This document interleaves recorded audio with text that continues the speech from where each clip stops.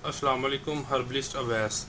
जो लोग दांतों की दर्द की वजह से बहुत परेशान रहते हैं, कहते हैं कि रात को अचानक दर्द शुरू हो जाता है, मेडिसिन खाते हैं रुक जाता है, उसके बाद फिर वैसा हाल हो जाता है। इंजेक्शन लगवा लेते हैं, थोड़ा सा बेहतर हो जाता है, फिर वैसे हो जाता है। अक्सर रात को दर्द शदीद शुरू हो जाती है तो डॉक्टर के पास भी नहीं जाया जाता, या मेडिसिन भी रात को अवेलेबल नहीं होती घर में, तो बहुत परेशानी का सामना करना पड़ता है। तो उनको एक देसी टोटका बताने लगा हूँ, नोट कर लें। आपने क्या करना है, 2 या 3 घूंट पानी ले लेना। पानी लेकर उसमें फटकड़ी ऐड कर देनी है। फटकड़ी 10 मिनट तक उसमें भिगो दें। उसके बाद फटकड़ी को निकाल के जो पानी है वो अच्छी तरह से जड़ों में लगाना है, दांतों की जड़ों में।